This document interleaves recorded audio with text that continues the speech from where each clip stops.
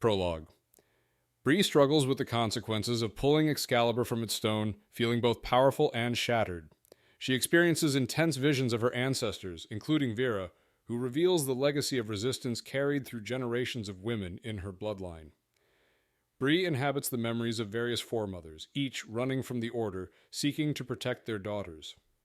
Vera explains that the purpose of their flight was to ensure that Bree, as the final descendant, would not have to run but instead stand strong. Bree realizes her role in the lineage and the weight of her inherited power. Part 1. Strength. In Chapter 1, Bree contemplates her new life as the scion of Arthur, feeling confined and restless despite her power. She sneaks out of the lodge to practice with Ether, aiming to control Arthur's power, but struggles with her lack of control, leading to burns and frustration. William supports her, acknowledging her unique powers but reminding her of the need for patience. When the two encounter a threat in the woods, a legion of hellfoxes, Sel and William prepare for battle. The foxes begin to absorb Sel's protective ward, threatening their safety, and Bree must face the reality of the upcoming fight. In Chapter 2, Bree, Sel, and William face off against a legion of hellfoxes. Sel creates a chain scythe to fight them, but Bree is unexpectedly captured by a Merlin disguised as a Morgaine, who takes her up a tree. As Bree struggles, she uses her bloodcraft abilities to defend herself, but the Merlin is unfazed.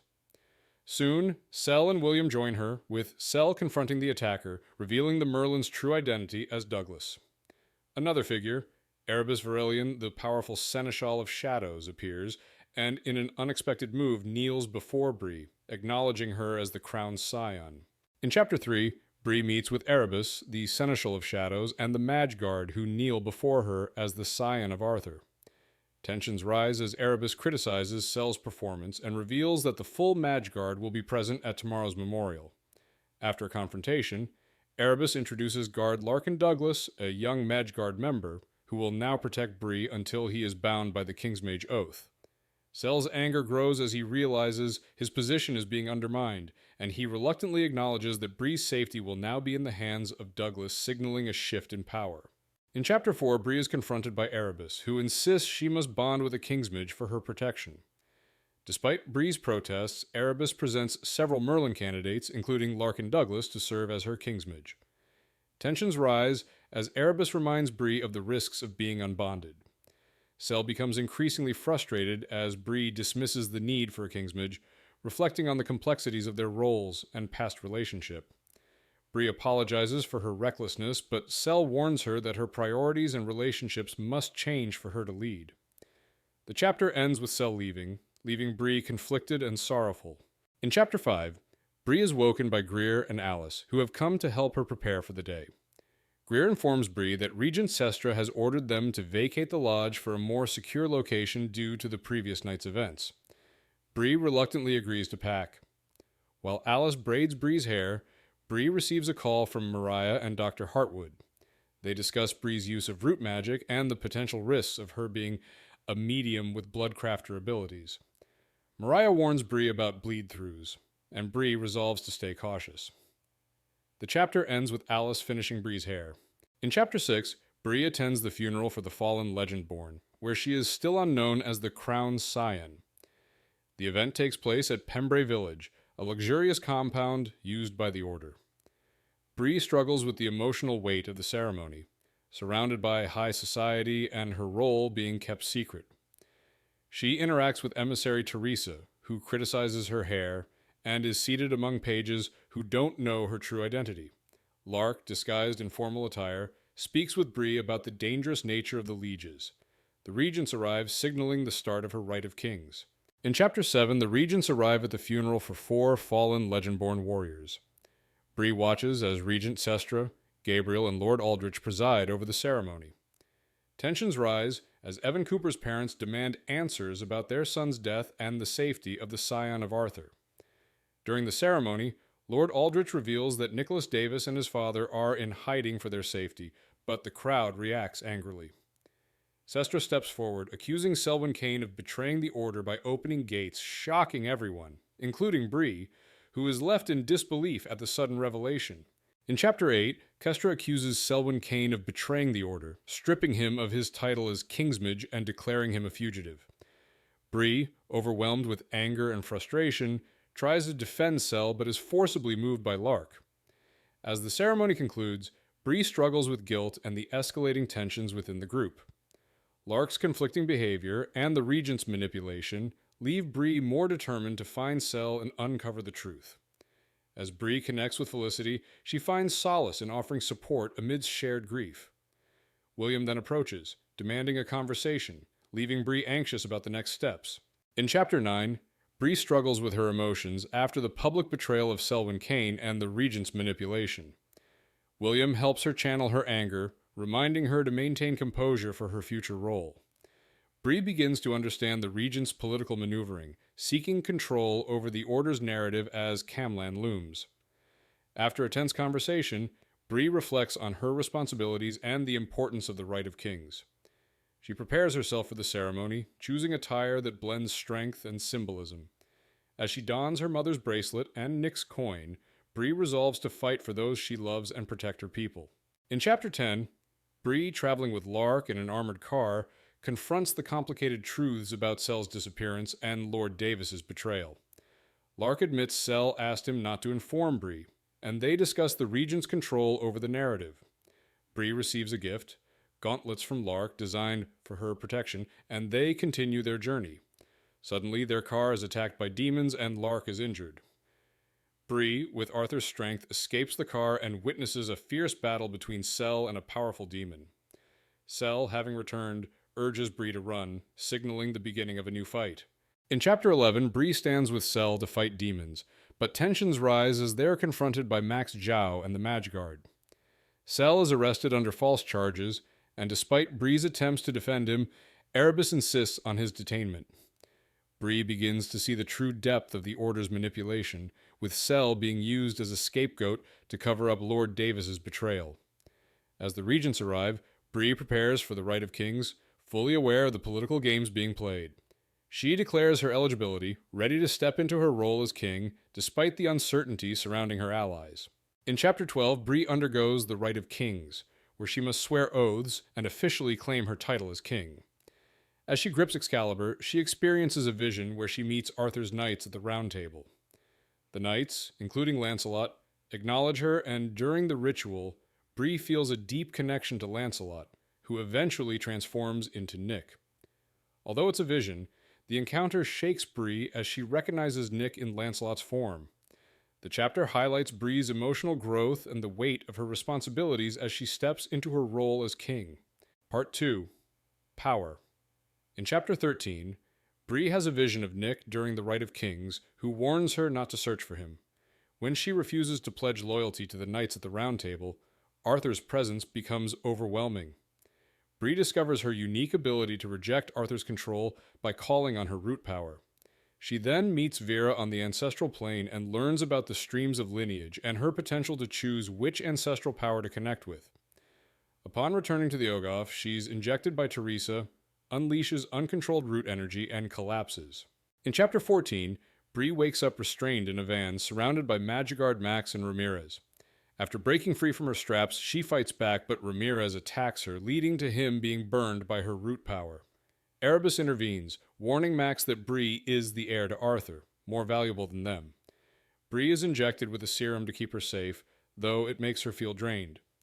William arrives to tend to her injury, expressing anger at the situation.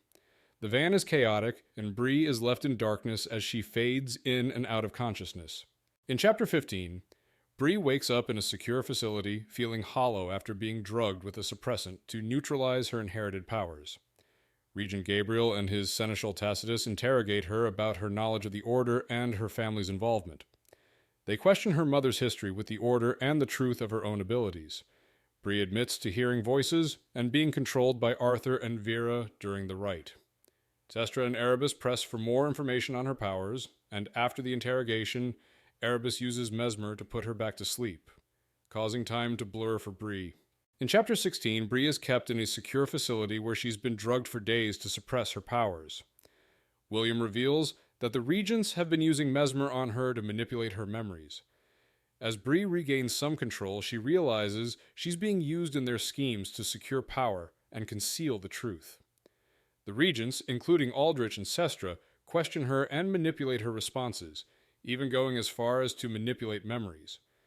Bree accuses them of lying about her heritage and intentions, but Tacitus, using Mesmer, threatens to control her powers permanently, leaving Bree trapped under their control. In Chapter 17, Erebus escorts Bree to a luxurious, high-security room at the Institute. The building is modern and heavily warded with magical barriers to keep Bree contained. She's drugged and isolated, with her powers suppressed for safety. Erebus plans to use her for scientific work, which Bree knows will be invasive. Alone, she realizes she's trapped in a gilded cage with no escape. She reflects on her failures, feeling the weight of the Regent's manipulation. Despite her strength and heritage, she is imprisoned, her power muted, and her sense of defeat grows as she faces an uncertain future. In Chapter 18, Bree spends several days in confinement, drugged and isolated, worrying about her friends' fates. On the third day, she discovers a hidden earpiece in her food, revealing a chance for escape. Following instructions from a mysterious voice, she makes a daring run through the Institute, evading security and breaking through a ward. As she nears freedom, the voice guides her through service tunnels, pushing her to trust and run faster to avoid capture. At the last moment, she exits the building to find Alice waiting for her in a black jeep, offering a surprising and crucial rescue. In Chapter 19, Bree escapes the Institute with Alice and a team of lieges, including Jillian, Samira, and Lysa. After narrowly avoiding capture, they head to a private jet. Bree learns that William is also rescued, and they are reunited. As the team discusses their escape, Bree reflects on the chaos of the rite and the lingering danger to their friends. They plan their next move, but their escape is interrupted when a Magguard arrives in a sports car, signaling that their freedom might be short-lived. Bree must prepare for the next challenge as the threat closes in. In Chapter 20, Bree, William, Alice, and the lieges escape, and Sel is brought on board unconscious after being knocked out. The group discusses the Regent's plans, with Jill revealing that the Regents intend to present a compliant scion likely from the line of Lancelot, as the new leader instead of Bree or Nick. They also discuss the danger to Nick, realizing the Regents are sending assassins to kill him rather than rescue him. Jill and Samira confirm that the lieges are watching over Bree's and Alice's families, ensuring their safety amid the chaos unfolding. In Chapter 21, the group discusses their options: rescue Nick or go into hiding to protect Bree. After intense debate, Bree chooses to go after Nick. The lieges agree to support her decision. As they travel, Bree reflects on the events during the rite, experiencing a vision where she channels Arthur's memory. She sees Arthur's knights and battles, and in a moment of focus manages to change the memory, bringing Nick's spirit into the vision. This new connection strengthens Bree's resolve to save Nick, solidifying her role as the leader despite the dangers ahead. In Chapter 22, Bree and Nick reconnect in a memory dimension, where Bree reveals her power to channel the dead. She explains her ability to channel Arthur's spirit, though she doesn't want him to possess her again. Nick shares that the Regents are seeking a new heir from the Lancelot line, and that Isaac has been protecting him. Bree is determined to find Nick despite the risks, and they agree on a plan. Arthur offers a deal, promising to help Bree control his power if she summons him. Bree reluctantly agrees, setting conditions for their future interactions. In Chapter 23, Bree wakes from a troubled sleep and speaks to Sel, who reveals that the Regents have targeted him. He wears Psi on Guactor, power blocking cuffs, to prevent him from using ether. They discuss Bree's vision of Nick, who is in hiding, with Isaac and his father keeping ahead of the Mage Guard. Bree resolves to find Nick despite the danger. Jill shares that Nick's father is behaving erratically and that Isaac may have killed 2 Magguard. The group prepares to land at a safe house in Georgia away from the Order's radar. In Chapter 24, the group arrives at a safe house in remote Georgia. Bree talks to Samira, who shares her experiences as the first Black Page and Squire of Bedivere, offering Bree some guidance and support. Bree reveals her struggles with her role as the scion of Arthur. Samira offers her a note containing underground resources and advice. Alice shares her new combat skills, including iron knuckles and a super mosquito device. Bree reflects on her ability to resist Tacitus's mesmer and theorizes that an ancestor's power may have made it permanent. She realizes she can learn to control her bloodcraft by consulting the dead. In Chapter 25, Bree discusses her need to control her bloodcraft as an offensive weapon, exploring the potential to use blood as a gateway to her power. Alice suggests using Bree's mother's bracelet for the blood offering. Bree reflects on her complicated relationship with Sel and the emotional distance between them. She thanks Jonas for helping them, and he reveals his thoughts on the Regents, describing the quiet war that lieges have fought for centuries. He also shares the pain of losing bondmates, hinting at the agony lieges experience. Just as Bree tries to get more pasta, a demon attacks. In Chapter 26, Bree is attacked by a Goruchal demon, but her root power flares up, burning the demon and driving her away. Jonas is revealed to have been aiding the demon, and after a brief confrontation, it's clear Jonas tried to weaken Bree to disrupt the Legendborn's fight. However, he is dying from breaking his oaths of fealty, service, and valor after knowingly putting Bree in danger. Despite his attempt to save himself, Jonas succumbs to the power of his oaths and dies, leaving only his necklace behind. William, Sel, and Bree process the grim outcome of Jonas's betrayal. In Chapter 27, Alice struggles with the aftermath of Jonas's death, while Sel and William reflect on the consequences of breaking oaths. Kezia, the Goruchal demon, wakes and is interrogated. She reveals she was working for a powerful demon, the Great Devourer, and that she was sent to kill Bree. Despite her promise to stop, Kezia is killed by Sel, who dismisses her fear of repercussions from her employer. Afterward, William, despite his healing powers, struggles with the moral weight of his actions. Bree, hurt by the violence and death, feels conflicted and concerned for William's emotional well-being. In Chapter 28, Bree and her group regroup after the confrontation with Kezia and Jonas. William tends to Bree's injuries, but Sel remains focused on their next steps. He emphasizes the danger of the underground broker and the threat it poses to Bree. The group discusses the potential involvement of other lieges, and Bree reflects on Jonas's betrayal, feeling conflicted about his death. Later, alone in the bathroom, Bree struggles with the emotional toll of the events, particularly Jonas's knowledge of her vulnerabilities. She faces the harsh reality of her lineage and the dangers it poses to both her and her family. Part 3. Control. In Chapter 29, Bree takes time to process recent events and her lineage while recovering from her injuries. She reflects on her ancestors, including Jesse's struggles with their shared root, and begins learning how to summon and control the power within her bloodline. As Bree grows determined to improve her strength and abilities, her friends, Alice, Sel, and William, express grave concerns about the constant danger she faces. Ultimately, they come to a hard decision. For Bree's safety, she must abandon the search for Nick and go into hiding, a choice that leaves Bree reeling and conflicted. In Chapter 30, Bree is devastated by her friend's decision to prioritize her safety over the search for Nick, feeling betrayed. The group argues about their options, with Sel pushing for Bree to hide while William and Alice struggle to support her. Sel's devotion to protecting Nick and his oath is revealed, but Bree's frustration grows as she challenges him. Despite the tension, they prepare to go into hiding, finding a secret basement with supplies and gear. Bree is confronted with the complexities of Sel's oath and his feelings for her, leaving their relationship in a complicated state as they move forward. In Chapter 31, Bree and her group follow a lead to a mysterious crossroads in Georgia, finding themselves at a sketchy gas station where tensions rise with two hostile men. After a confrontation, they continue to the Crossroads Lounge, a dangerous rogue gathering place. Sel is reluctant to enter, but eventually agrees after a security guard marks them with a glowing symbol. Inside, the group feels the weight of magic and danger in the air as they search for Lucille, with Bree determined to find answers. Tensions run high as they navigate this unfamiliar, perilous environment. In Chapter 32, Bree and her group enter the Crossroads Lounge, a chaotic magical bar. The atmosphere is thick with ether, and the group blends in, but Bree is distracted by the intense magic. They meet Emma, a flirtatious server, and notice strange, self-sustaining ether spheres around some drinks. Sel's discomfort grows as they discuss how demons and cambions interact with ether.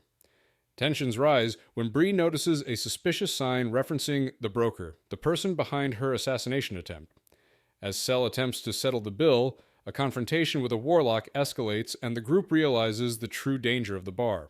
In Chapter 33, Sel and Bree encounter the bar's proprietor, Valak, a powerful broker tied to the demon world. A confrontation escalates when Bree instinctively uses her root magic to fend off a warlock, Alonzo, publicly displaying her abilities. Valak, impressed but enraged, captures Bree and Sel, taking them to a private office to determine their punishment. He presses Bree for the source of her power, suspecting a demon bargain she denies, while implying that her actions have disrupted his operations. The tension builds as Valak asserts his dominance, exposing the group's vulnerability and threatening further consequences. In Chapter 34, Bree confronts Sel, realizing he has been using mesmer on her.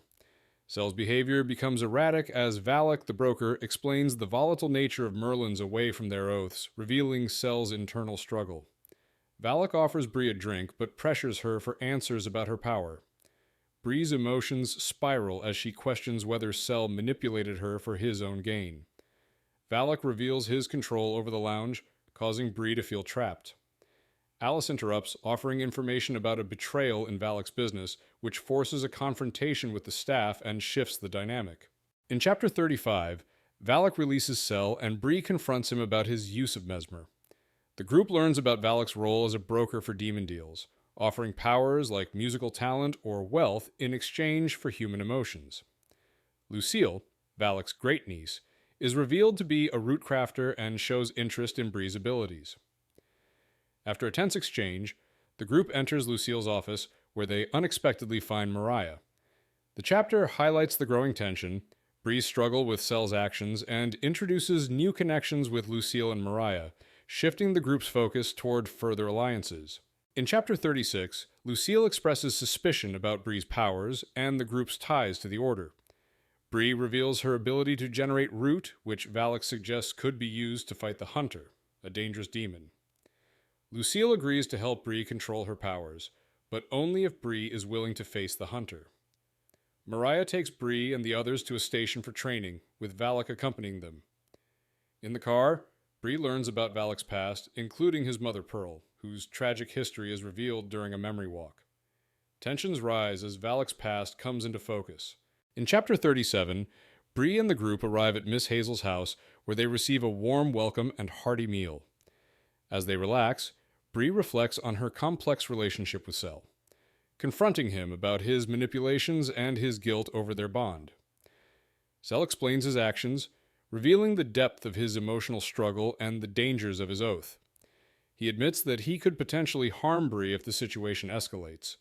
After their conversation, Bree walks away, grappling with trust and forgiveness. She returns to the house, where she contemplates her next steps, deeply conflicted. In Chapter 38, Bree and her group prepare to rescue Nick, who is hiding at a Davis property in Sapphire Valley. Sel reveals that Nick's mother, Anna, was mesmered by Tacitus, which led to her forgetting Nick. The group travels to the cabin, with Sel and Bree reflecting on the connection between Nick's family and the Regents.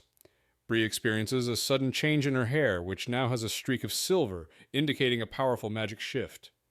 She realizes she summoned Arthur's essence during her visit to his memory. Tension rises as they approach the cabin to find Nick. In Chapter 39, Bree and Sel arrive at a cabin in Sapphire Valley where they find evidence of recent Merlin activity. They witness a brutal fight between Isaac and Merlins, with Isaac using Mage Flame to attack. As the battle intensifies, Nick emerges from the cabin, but ether barriers shield him and his father. Lord Davis is killed by an ether spear meant for Nick, causing Nick to react violently. In a grief-fueled rage, Nick kills Max Zhao. The chapter ends with Nick fully armored and in control of his power, while Bree and Sel watch in shock. In Chapter 40, Bree and Sel arrive at a cabin to find Nick leaving after a violent confrontation with Isaac and Erebus. Nick, overwhelmed by grief and rage, kills Max Zhao, and despite the momentary bond with Bree, he chooses to leave. Sel and Bree escape into the woods, pursued by Erebus. They seek refuge in a high platform, where Erebus traps them with ether. Bree, struggling to control her powers, finally summons her root ether and uses it to break Sel's void cuffs. Together, they unleash a powerful burst of magic, escaping Erebus's trap and altering their fate. In Chapter 41, Bree and Sel face off against Erebus using their combined power to break through his ether barrier. After defeating Erebus, Sel and Bree escape, with Sel carrying Bree through the woods. Sel begins to show signs of struggling, revealing that his ether use has taken a toll on him. Bree realizes that Sel is experiencing more than just ether drunk. He is overwhelmed by his connection to her magic. As they continue their escape, Sel expresses regret for hiding his feelings from Bree, but before they can resolve their tension, a new voice interrupts, indicating more danger ahead. In Chapter 42, Bree and Sel are confronted by Valak, who informs them that Bree's ether explosion has drawn the attention of dangerous demons. As they try to flee, they encounter a pack of Isles and Ukels. Sel and Valak fight off the demons while Bree struggles with her powers. Bree's root magic creates armor to protect her, but she is seriously injured by a demon's claws. Valak calls for help, but Sel refuses to take Bree to a hospital, instead contacting William for assistance. As Bree loses consciousness from the pain, Sel uses his magic to stabilize her, urging her to stay alive. In Chapter 43, Bree wakes up at Miss Hazel's after being severely injured. William reveals the extent of her injuries and explains that Sel used his magic to keep her alive, despite the risk to himself. As Bree recovers, Valak visits, thanking her for her gratitude and warning her about the danger of her power. Bree confronts Sel about his actions, realizing his protection of her was driven by his deeper feelings, not just the lines or his oaths. Their conversation deepens the tension between them, and Bree struggles with the evolving relationship as she moves forward, knowing things are changing. In Chapter 44, Valak visits Bree and offers her a gift, a metaphysical assessment of her abilities. During the process, Bree experiences a powerful and painful connection to Valak's magic, which triggers the appearance of a mysterious mark on her skin. Valak reveals that Bree's ancestor, Vera, made a powerful bargain with a demon, binding magic to their bloodline. The mark indicates that a demon is waiting to collect on this bargain, and it can't be stopped. As Bree grapples with this revelation, the group faces the looming threat of the demon's arrival, while Valak reflects on the nature of bargains and power. In Chapter 45, Valak warns Bree about the ancient demon connected to her bloodcraft bargain, urging her to seek protection at Volition. After a tense exchange with Sel, Valak leaves, and the group heads to Volition, an old plantation site reclaimed by rootcrafters. Mariah reveals a magical barrier guarding the place, which Bree is able to interact with, feeling the spirits of ancestors who died there. These spirits grant access to the land, allowing Bree, Sel, William, and Alice to enter. Volition is a sacred space where rootcrafters' power is honored and protected, signaling a new chapter in Bree's journey. Part 4. Volition. In Chapter 46, Mariah explains Volition's protective barriers and the history behind the land, where the spirits of ancestors exert control. Bree struggles with her medium abilities, feeling the overwhelming presence of the spirits. Mariah reveals that Bree's connection to Vera's bloodcraft bargain makes her a faucet for power. Bree learns about the differences between rootcraft and bloodcraft, and that her ancestors' spirits are involved in her powers. Lou, an influential figure at Volition, warns Bree about her connection to the spirits and the protective barriers. Bree begins to understand the significance of Volition as a place of refuge and rest. In Chapter 47, Bree settles into a room at Volition, where she changes into warm clothes and takes a nap. Later, Lou explains the importance of intention, which requires alignment with one's will, not just desire. Bree reflects on how this relates to the Legendborn oaths. Over dinner, Bree learns about the significance of material offerings and the role of bloodcraft in her communion with ancestors. Lou and Hazel discuss the possibility that Bree is tapping into epigenetics through her connection with Nick's lineage. The group bonds over dinner, and Bree expresses gratitude for being there, feeling relief. In Chapter 48, Bree participates in a ritual at Volition's communion circle to connect with her ancestors. After preparing the circle, she calls on her mother Faye, who appears briefly offering advice, but warning Bree about grief. As Bree continues the ritual, other ancestors appear, including Vera, who reveals that no one in the bloodline has used their power as a weapon, and the mysterious hunter remains a constant threat. Bree becomes frustrated with Vera's reluctance to share crucial knowledge, confronting her about the curse her family bears. In anger, Bree's power erupts, breaking the protective barrier of Volition.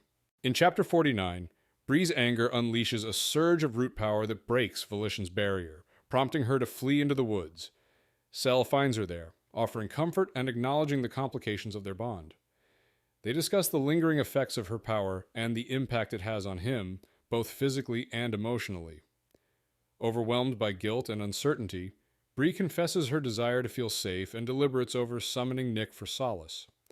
Ultimately, she resolves to attempt a connection, turning her inner turmoil into action. In Chapter 50, Bree experiences a unique memory of Arthur's court celebrating the defeat of the Shadow King. During the revelry, Bree brings Nick into the memory, where they witness the arrival of Merlin and the Shadow King's menacing crown. As Merlin takes the crown, Bree manipulates the memory, reaching for his hand, which causes the scene to freeze and shift. In this altered moment, Bree, Nick, and Sel find themselves in a shared, altered version of the past. Sel and Nick reconnect, sharing an emotional and physical bond, leaving Bree with a profound sense of safety and new emotions. In Chapter 51, Bree, Nick, and Sel retreat to a balcony during the frozen memory of Arthur's celebration.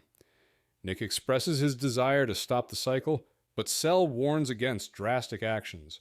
They discuss the Order's corrupt influence and how their lives have been shaped by it. As tensions rise, Bree helps diffuse the situation, and the three share a moment of connection.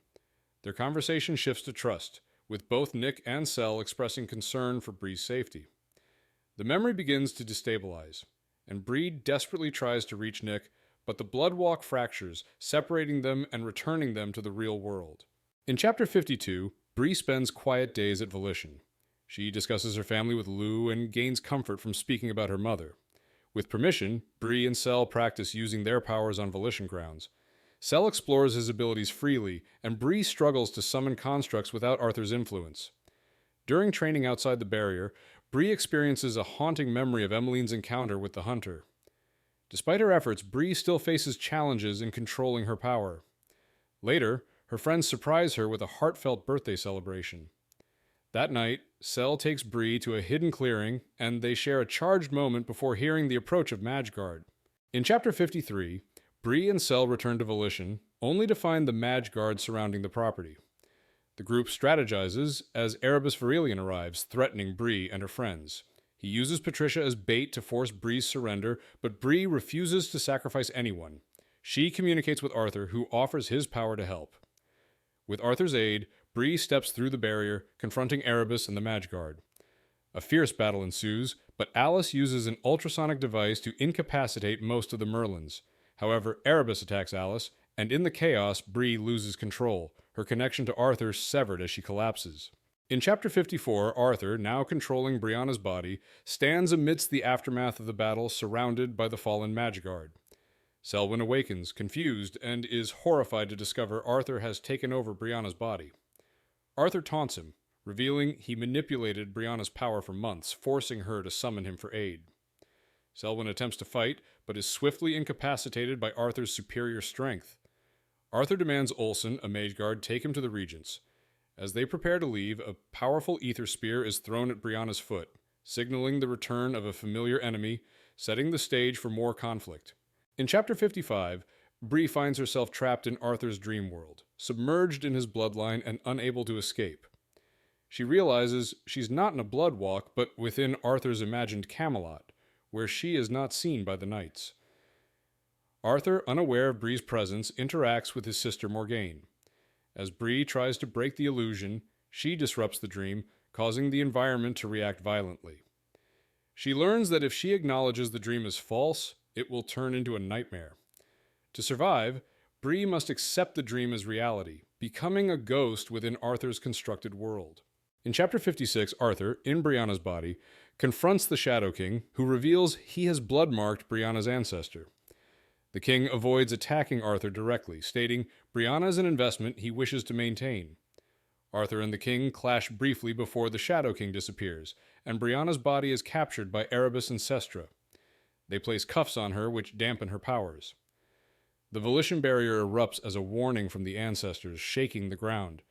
Despite the chaos, Erebus and Sestra escape in a vehicle, with Erebus incapacitating Brianna to ensure her compliance while they flee. In Chapter 57, Arthur, in Brianna's body, wakes in a Regent vehicle headed to the Northern Chapter Keep. Regent Sestra and Erebus plan to present Arthur as a threat to undermine the Legendborn and strengthen their own control.